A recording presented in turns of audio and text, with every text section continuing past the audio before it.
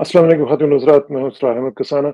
सबसे पहले ज़रा इंडिया की बात कर लेते हैं कि आपको मालूम है कि 2 दिन से हम आपको अपडेट कर रहे हैं कि इंडिया का जो इलेक्शन हुआ है, उसमें किस तरीके से मोदी और उनकी पार्टी को काफ़ी धचका लगा है और अगरचे उनके अब चांसेस तो क्लियर हो रहे हैं कि वो प्राइम मिनिस्टर बन जाएँगे, लेकिन ये बहुत ही वीक गवर्नमेंट होगी क्योंकि कोalition होगी और इसमें जो मोदी साहब हैं, आपको पता है कि उनका जो एक उनकी पर्सनैलिटी का जो एक डिसऑर्डर कह लें, वो ये है कि वो किसी के साथ मिल के काम नहीं कर सकते हैं। वो इतने अथॉरिटेटिव हैं कि वो सिर्फ़ अपनी ही बात सुनते हैं और किसी की बात नहीं सुनते। तो इसमें इस सूरत-ए-हाल बनेगी, कैसे उसको वो कोप करते हैं, किस तरीके से आगे चलेंगे।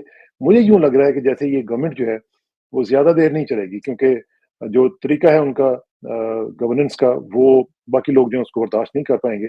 मुझे नहीं लगता कि ये 2 साल से भी ज़्यादा ये चलेगी। लेकिन लेट्स सी देखते हैं क्या होता है।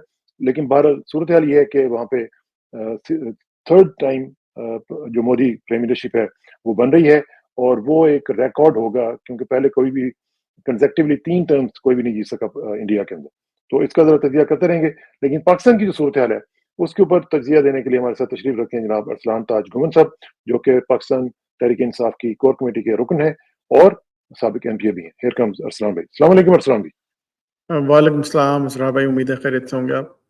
अल्लाह का शुक्र है, अल्लाह का बड़ा एहसान है। अच्छा, एक तो ये मुझे शुरू में ये ज़रा बताएँ कि जो राना सनाउल्लाह साहब, उन्होंने ये इंडिकेट किया है कि जनाब नए केसेस जो हैं, वो बनाए जा रहे हैं इमरान खान साहब के हवाले से और फिर आपको पता है कि इसमें थोड़ा-सा पहले अंसार अब्बासी साहब की भी एक स्टोरी आ चुकी हुई है, जिसमें उन्होंने ये कहा था कि गैर मुअय्यना मुद्दत तक के लिए इमरान खान को अंदर रखा जा सकता है। तो इस तरह की कुछ इत्तलात आप तक भी पहुँच रही हैं? देखिए, नए केसेस क्या बनाएँगे मज़ीद, उसमें ज़्यादा से ज़्यादा क्या होगा? और थोड़ी देर ये अंदर रख रखेंगे? लेंगे। हाँ, हाँ। वैसे ही 200 क्रॉस हो चुका है नंबर, बस तो 250 हो जाएगा। तो इससे हासिल क्या हो रहा है? हासिल ये हो रहा है कि अवाम में मज़ीद ज़लील-ओ-ख़्वार होंगे, रुसवा होंगे। अवाम इनको लानत देगी और अवाम के दिलों में एक चीज़ पुख्ता हो चुकी है जो कि 8 फरवरी को सामने आ गई है। अब आप जितने केसेस बनाएँ, कुछ भी करें, तो इसका मकसद एक है कि इमरान खान को किसी तरह तोड़ें, ब्लैकमेल करें। अच्छा, वो हो नहीं रहा और हुँ, काउंटर प्रोडक्टिव हो रहा है। उससे हो ये रहा है कि अवाम देख रहे हैं कि जी हमारी तरफ महँगाई में कमी लाने के बजाय, मईशी हालत को ठीक करने के बजाय जो किया जा सकता है, उसको भी साइड पे रख के तवज्जो इनकी सारी ये है कि बस इमरान खान के ऊपर प्रेशर कायम किया जाए। अच्छा, दहशतगर्दी के वाक़यात भी बढ़ रहे हैं, इंडिया बहादुर भी जो है वो पाकिस्तान में घुस के मारेंगे और पहले हम इंडियन फ़िल्मों में देखते थे कि जी वो कहते थे हुँ, हम घुस के मारेंगे, अब वो खुद आ रहे हैं और क्लेम भी कर हाँ। रहे हैं और उसके बाद जो है वो बवांगे दोहल उनके वज़रा जो हैं वो कह भी रहे हैं, टीवी पे कह रहे हैं, खुलेआम और कह रहे कोई हैं जवाब भी नहीं दिया जा रहा। और हाँ, यहाँ से कोई जवाब भी नहीं दे रहा। तो ये सूरत-ए-हाल है। लेकिन इससे सामने ये आ रहा है कि एस्टेब्लिशमेंट आसिम मुनीर के ज़ेर इंतज़ाम और जो इनके कठपुतली सियासी जो नुमाइंदे हैं और जो एक कबीला भी है इनका, वो सब जो है उनकी तवज्जो एक ही तरफ है कि इमरान खान को किसी तरह गिराया जाए, उसको पाबंद किया जाए, ब्लैकमेल किया जाए। 2 साल से तो कुछ हो नहीं पा रहा। अब नहीं, मज़ीद नहीं, एक राणा साहब जो कह रहे हैं कि जी डायलॉग का रास्ता जो है वो कह रहे हैं कि बिल्कुल मुमकिन नहीं रहा और ये भी उन्होंने कहा है कि सियासी कशीदगी जो है वो बढ़ने में कोई गुंजाइश बाकी नहीं रही, सियासी कशीदगी जो है वो बढ़ चुकी भी है। तो इसका मतलब तो ये है कि जैसे अब मुफ़ाहमत की जो बातें हो रही थी या कोई बात हो रही थी कि कहीं न कहीं मुज़ाकरात हो रहे हैं, तो वो तो अब सिलसिला नज़र नज़र नहीं आ रहा। देखिए, वो कहाँ हो रही थी बात? टीवी टॉक शो में शायद ख्वाहिशात की बुनियाद पर हो रही होगी, अमली तौर पे कहाँ हो रही थी? हुँ, एक दिन में जो है वो 3 सज़ाएँ दे दी गईं, 18 घंटे जो है वो जज को बिठा के रखा गया। जज बाद में जो है वो अनकन्फर्म्ड रिपोर्ट में आया कि जी जज ने किसी को बताया कि जी मेरे ऊपर गन पॉइंट पे ये फैसला लिखवाया गया। जजेस को जो है सीनियर तरीन 2 जजेस को जो है वो ज़बरदस्ती इस्तीफ़े दिलवा दिए गए। फिर जजेस को धमकाया, मतलब मुज़ाकरात कहाँ हुए कहाँ हैं? इनके आपस में हो गए होंगे कि जी किसको वज़ीर-ए-आज़म बनना है, किसको सदर बनना है, किसको वज़ीर बनना है, किसको क्या लेना है, किसको क्या करना है, इन आपस में है। वरना अमली तौर पे मुज़ाकरात हुए नहीं। और दूसरी चीज़, आपने मुज़ाकरात किस बुनियाद पे करने हैं? हम तो वाज़ेह तौर पे कह चुके हैं, अवामी मैंडेट वापस करें, उसके बाद मुज़ाकरात करें। अब चोरों से ये मुज़ाकरात कि जी नेक्स्ट टाइम तुम हमारे घर में चोरी करने नहीं आओगे। ये दुनिया में कहीं नहीं होता। हुँ। तो चोरी देखिए में डाला जाता है अंदर। लेकिन बात ये है ना, बात ये है कि जो इस वक़्त जो डेडलॉक है, इसको कहीं न कहीं से तो जाके कोई ना कोई तो इसको तोड़ेगा ना। कैसे तोड़ेगा ये भी एक क्वेश्चन है। ख़ास तौर पर ज़रा देखें ना कि जो मामलात इस वक़्त चल रहे हैं, अभी आपने देखा जो अदलिया के मामलात चल रहे हैं, उसमें भी आप देखें वावड़ा का जो एक एपिसोड हुई है, वो भी आपने देख ली। फिर मुस्तफ़ा कमाल साहब जो हैं उन्होंने अपॉलॉजी तो टेंडर कर दी, लेकिन बाहर आके कहा जी कि मैंने कुछ गलती तो नहीं की थी, लेकिन मैंने बहरहाल माफ़ी माँग ली है। और वावड़ा साहब तो जो है वो तो पूरी ज़फ़र मौज लेके साथ गए थे और उसके बावजूद उन्होंने माफ़ी वग़ैरह नहीं माँगी है। तो एक जो माहौल है, वो मुज़ाकरात का भी नहीं लग रहा और साथ ही यूँ लग रहा है कि जैसे एक टेंशन जो है, वो बढ़ती चली जा रही देखिए टेंशन बढ़ेगी, मज़ीद बढ़ेगी और मुझे अब ये लग रहा है, कुछ अर्से पहले इतना नहीं लगता था, लेकिन मुझे अब ये लग रहा है कि ये बिल्कुल आखिरी स्टेज पे आ चुका है मामला। अभी ये हो सकता है कि आपको नज़र आए कि जैसे पहले शुरुआत में हुआ था ना एकदम से पकड़-धकड़, है। केसेज़ हाँ, ये वो सारा, तो ये जब भी कोई चीज़ एंड होने वाली होती है, तो वो अपने बिल्कुल इब्तिदाई फ़ेज़ में चली जाती है। तो यहाँ पे भी इसी तरह मुझे लग रहा है कि जो इब्तिदाई फ़ेज़ था ज़ुल्म की बिल्कुल मतलब आखिरी हद तक पहुँच चुके थे, वो अब ये दोबारा आएगा और उसके बाद जो है ये जमूद जो है ये कुदरती तौर पे मतलब इसी तरह ही होता है। आप देखें तारीख में इसी तरह ही हुआ है कि एकदम से जो है ना तो वो ऊँचाई पे आता है और फिर जाके धड़म से गिरता है। तो ये निज़ाम अब एकदम से धड़म से गिरेगा आप देखेंगे। तो ये जो बात हो रही थी मुज़ाकरात की, हुकूमत ही के लोगों से इवन राना साहब के मुज़ाकरात होंगे, लेकिन आरिफ अलवी साहब का जो स्टेटमेंट आया है कि जी बात अगर होगी, तो घर के मालिक से होगी, माली या बाहर खड़े हुए ठेले वाले से नहीं होगी। अब बात ये है कि फिर अगर हम उन्हीं को घर का मालिक समझ रहे हैं, तो फिर ज़ाहिर है उन्हीं से बात होगी। तो वैसे तो आईनी तौर पर तो वो घर के मालिक नहीं है, लेकिन अगर आप उनको घर का मालिक बना देंगे, तो फिर ज़ाहिर है फिर उन्हीं से बात करेंगे आप। देखिए, हम नहीं कह रहे। चलें हम तो जी बड़े गद्दार टाइप किस्म के इन्होंने हमें एक लेबल कर दिया ना। राना सनाउल्लाह साहब खुद कह रहे हैं कि जी हमारे तो बस में नहीं है और मोहसिन नकवी को बनाने वाले वज़ीर-ए-आज़म भी बना सकते हैं। तो वही जो एक ऐसा सीनियर तरीन रहनुमा किसी पार्टी का वो ऐसा बयान दे, तो फिर इसका मतलब ये है कि उनकी तो कोई वक़्त ही नहीं है। तो इन लोगों से बैठ के बातचीत करने से क्या फ़ायदा? वो हमारे से बात करेंगे और यही कहेंगे कि यार हमसे तो कुछ हो ही नहीं रहा, आप उनसे आके बात करो। तो फिर डायरेक्ट थानेदार से बात कर लेते।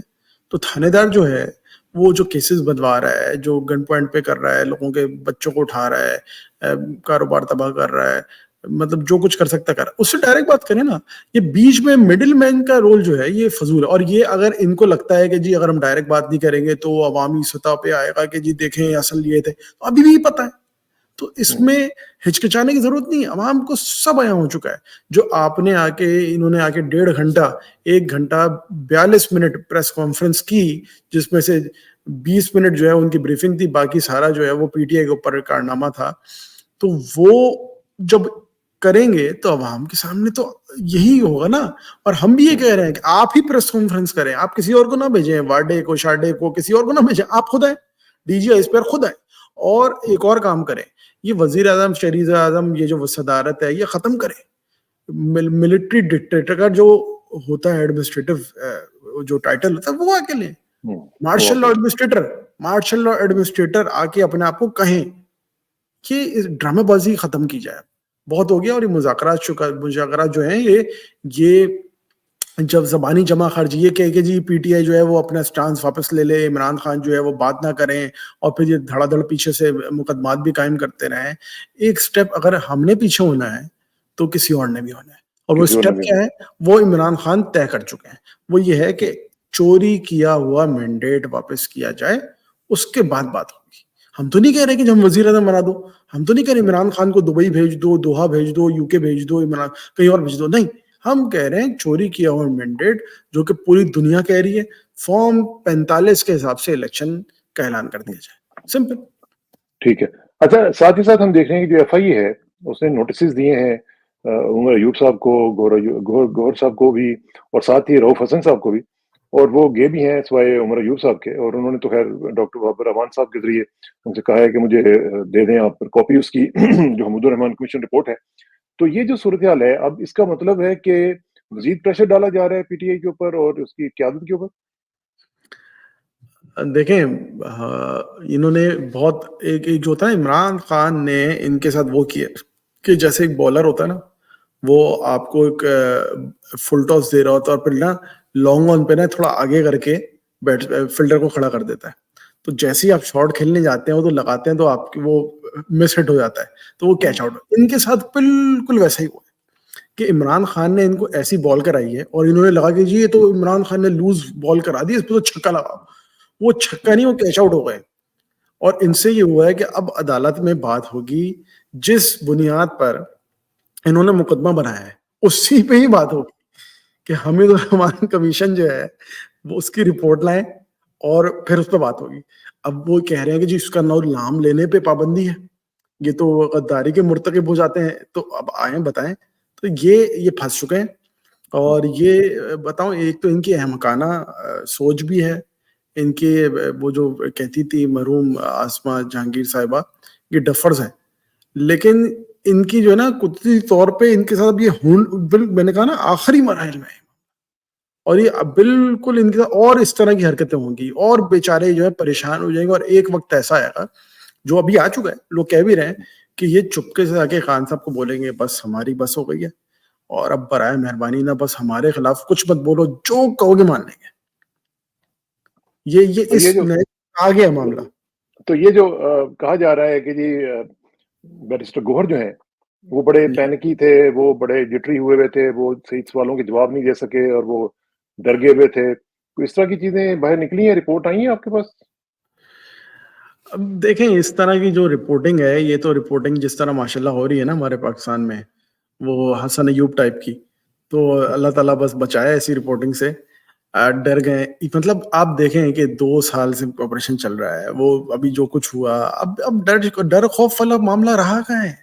हुँ, किस बात का डर खौफ? अब तो वो सारा पार कर चुके हैं हम लोग, वो सारे लोग। हुँ, और अगर मैं ये समझता हूँ कि अगर किसी भी शख्स को इमरान खान के सख्त स्टांस से कोई मसला हो रहा है, वो बर्दाश्त नहीं कर सकता, वो प्रेशर नहीं कर सकता, तो उससे कोई दिल आज़ारी नहीं।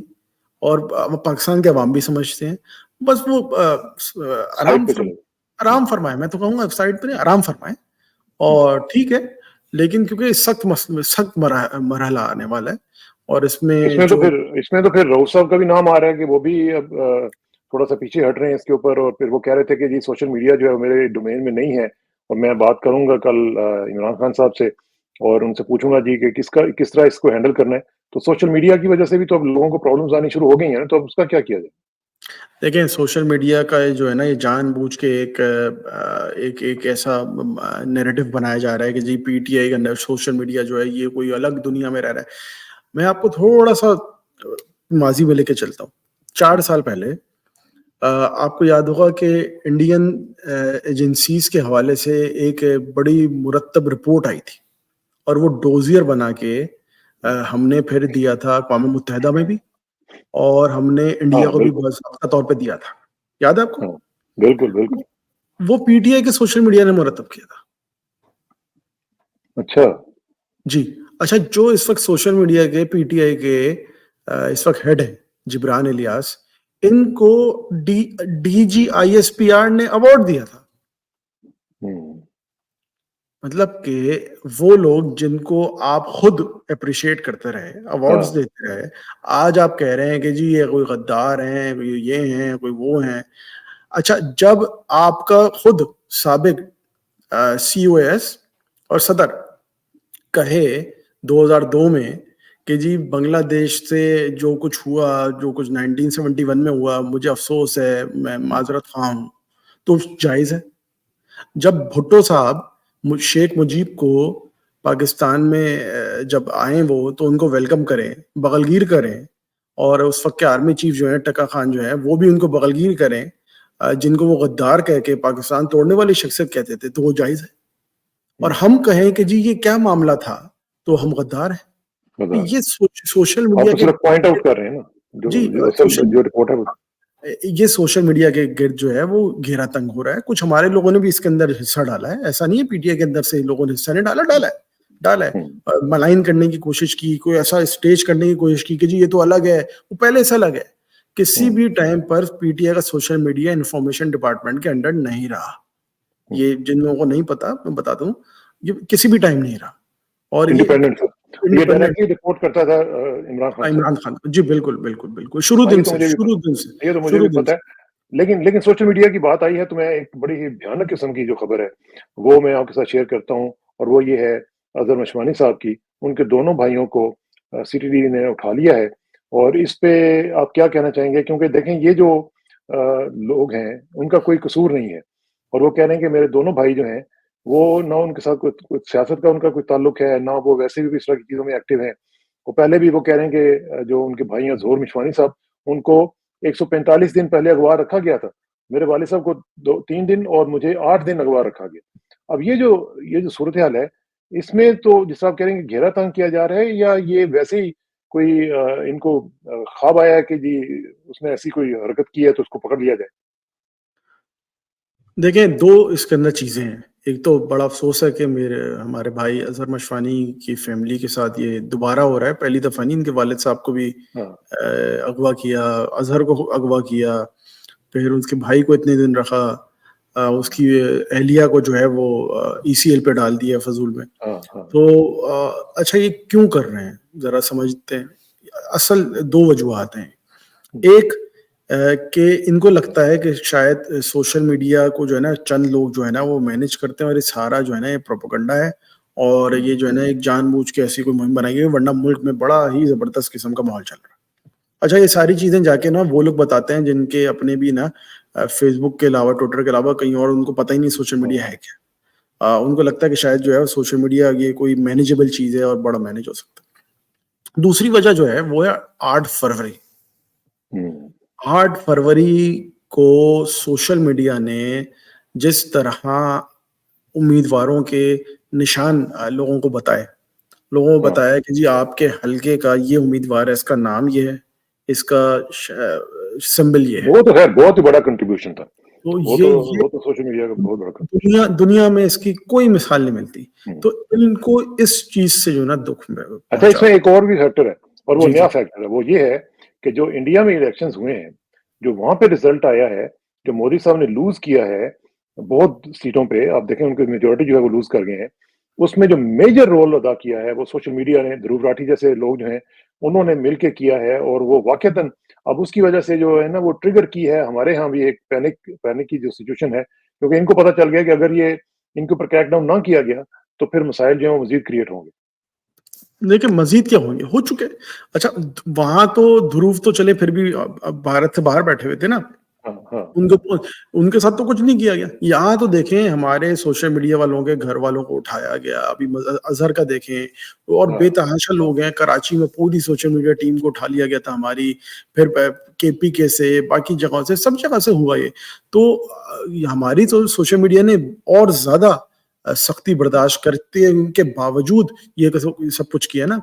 इंडिया में तो जो कुछ हुआ उसका अपना एक किरदार है बट हुँ, मैं समझता हूँ कि कंपैरिज़न में हमारी साइड पे जो हुआ, हमारे लोगों ने जो वो किया तो वो ज़्यादा हाँ, उसका ज़्यादा इम्पैक्ट रहा है। लेकिन सही अ, बात। खौफ इन्हें है, खौफ इन्हें हुँ, अब इन्हें मज़ीद पता है क्या खौफ है? मज़ीद ये खौफ है कि अब तो हो गया 8 फरवरी भी हो गया। अच्छा जी, हमने जो कुछ हो सकता था हमारे खिलाफ वो भी हो गया। अब मज़ीद ये है कि आने वाले दिनों में जो है कुछ करेंगे। हुँ, उसको जो है किसी तरह से कंट्रोल किया जाए। अब ये जो कुछ हो रहा बरोबर है, है। ये आने वाले दिन में जो ये लोग करने वाले हैं, ये उसको रोकने उसकी ज़रा उसको मैनेज करने की कोशिश है इनकी। और उसकी उसकी एक वजह ये भी है कि जो अदलिया है, वो भी अब काबू नहीं आ रही है और आपने देख लिया कि जिस तरीके से जस्टिस अतहर मीनल्ला साहब का जो डिसेंटिंग नोट आया है, वो जो लाइव ब्रॉडकास्ट वाला केस था उस हवाले से, तो उसमें तो उन्होंने वाज़ेह तौर पर अगर देखा जाए तो उन्होंने तो टेक ऑन किया है चीफ जस्टिस साहब को और बाकायदा उन्होंने उनकी ही बातें बता के उनको अटैक किया है कि भई आपने ये कहा था कि जी हम लाइव शुरू करेंगे, तो फिर ये आप कैसे कह सकते हैं कि एक दिन करेंगे और दूसरे दिन फिर नहीं करेंगे? तो उनका जो नोट आया है उसको आप किस तरह देख रहे हैं? देखिए मैं समझता हूँ कि 8 फरवरी के बाद हौसला मिला है जजेस को हुँ, और एक होता है ना कि जी एक चीज़ पे मोहर लग जाती है। पहले शायद शक-व-शुबात होते हैं कि ऐसा है, वैसा है। 8 फरवरी के बाद जो है वो मोहर लग चुकी है कि अवामी मैंडेट है। पहले शायद इमरान रियाज खान बोले, इसरार कसाना बोले, सिद्दीक जान बोले, बाकी लोग बोले तो समझ आता था कि ये तो पीटीआई टिल्टेड लोग हैं, तो इनकी ये तो राय नहीं है, मतलब पीटीआई मैनेज लोग हैं। अब अवाम ने मोहर लगा दी है कि पीटीआई के साथ, इमरान खान के साथ बल्ला छिन जाए तब भी मौजूद है। तो हौसला मिला जजेस को, जो कि अच्छी चीज है। अच्छा, इस तरह आप देखें मलिक रियाज को भी हौसला मिल गया है हाँ, और भी बाकी लोगों को हौसला मिल गया है। तो ये हौसला अब और मजीद पकड़ा जाएगा और लोग जो है आगे आएंगे, बात करेंगे, क्योंकि एक हद होती है ना, इन्होंने सारी हदें क्रॉस कर दी है। और ये तो ये जितना आप देखें ना, ये जो सनम जावेद वगैरह वाला केस है, आप देखें देखिए आलिया आज हमजा, दोबारा, आज और उसकी अब एक उनको दोबारा, मुस्कुराहट, और उनको गुजरांवाला ले गए हैं। और वो, मैं समझता हूँ वैसे, क्या ये खवातीन है हमारी, यकीन माने, इन्होंने तो मेरा ख्याल है कि दास्तान रकम कर दी है, जो कि मेरा ख्याल है कि कम से कम सदियों तक ये दास्तानें बताई जाएंगी कि किस तरह इन्होंने जेल बर्दाश्त की। देखें लोग कहते हैं कि वो कहा था ना, किसी मेरे ख्याल से हबीब जालिब ने कहा था, ये डरते हैं बंदूक वाले, एक निहत्ती लड़की से।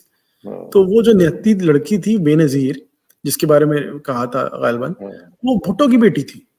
हाँ, ठीक है, एक एक एक एक आलमी सतह के लीडर की हाँ, बड़े लीडर साथी। की बेटी।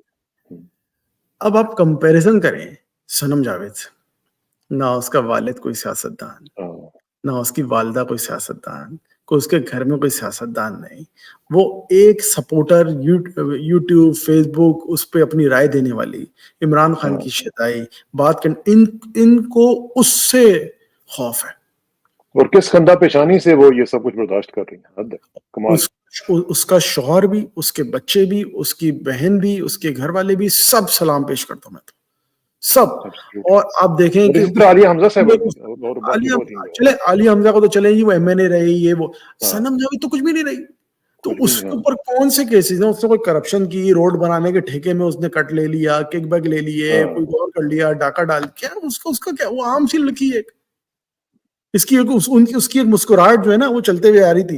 इनके लिए जो है ना, वही है उसका वो जवाब, एक। की तरफ हाँ, से जवाब है ये, कि तुम एब्सोल्युटली, लोग कुछ नहीं कर सकते मेरा।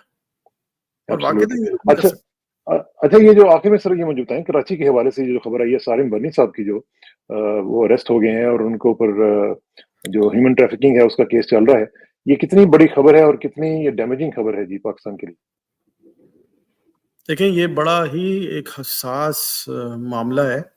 और मीडिया पे ये आज रूनुमा हुआ है। हम्म, मैं बड़ा ही एहतियात से और बड़ा ही जिम्मेदारी के साथ रुकन सिंध असेंबली का पूरा एक टेन्योर मैंने गुजारा। हाँ, बहुत सारी इस हवाले से चीजें सामने आई हैं। एक केस चल रहा है सिंध हाई कोर्ट में इस हवाले से, हम्म, और वो एक बड़े ही मोतबर इदारे में जो ऑर्फन बच्चे होते हैं, खास तौर पे लड़कियां, हाँ, उनके हवाले से केस है। और अदालत में बहुत सारी पेशियां उसकी हो चुकी हैं, और उसमें उन बच्चियों को ह्यूमन ट्रैफिकिंग, अब मैं बच्चियां कह रहा हूं तो आप समझ हाँ, सकते हैं कि क्या बैकग्राउंड है इस मामले का। हाँ, हाँ, तो हाँ, वो एक केस चल रहा है और उसको रिपोर्ट नहीं किया जाता। अब आपने सुना भी नहीं होगा इतना ज्यादा। हाँ, तो नहीं सुना। लेकिन वो इदारा एक ऐसा है, जिन शख्सियत के नाम से वो मंसूब था, अल्लाह ताला उनको उनकी मगफिरत करे, शायद इस वजह से लोगों के को भरोसा उड़ जाए, लोगों का दिल टूट जाए, लोग हाँ, बेचारे हाँ, इसमें आ जाए कि यार ऐसा भी हो सकता है। हाँ, लेकिन ऐसा हो रहा है और ये बड़ा ही संजीदा मामला है। इसके ऊपर तो बड़ी सारी टीवी मेरा ख्याल सीरीज है। हाँ, बन चुकी हैं। एक इंडिया से भी इसके ऊपर टीवी सीरीज बनी हुई है, मैंने देखी थी। तो ये बड़ा हसास मामला है और ये जो हुआ है, ये बहुत पहले हो जाना चाहिए था। हम्म, और इसके ऊपर तमाम चीज़ें मौजूद हैं, शवाहिद, सब कुछ। कुछ लड़कियों के बयानात भी रिकॉर्डेड हैं अदालत के अंदर, और भी बहुत कुछ मौजूद है, मेडिकल एविडेंस जो टेस्ट के होते हैं, बाकी चीज़ें होती हैं, सब कुछ है। हम्म। लेकिन वो क्यों सामने मंजर आम पे नहीं आ पा रहा? ये शायद मुझे एक ही वजह लगती है कि शायद लोगों का एक भरोसा ना टूट जाए। इत्मीनान ना टूट जाए, हाँ, हाँ, उन इत्मीनान ना बेचारी टूट जाए। उन बेचारी बच्चियों का क्या? उनका क्या कसूर है? उन आने वाली भी जो अल्लाह ना करे उनका क्या? हाँ, बिल्कुल सही बात है। नहीं, इसके ऊपर हम इंशाल्लाह आपका तज़किया लेते रहेंगे और बाकी मामलात पे भी आपकी गुफ्तगू का सिलसिला जो जारी रहेगा जी। बहुत-बहुत शुक्रिया अरसलान भाई। Thank you very much for your time और जल्दी मुलाकात होगी इंशाल्लाह। अस्सलाम वालेकुम।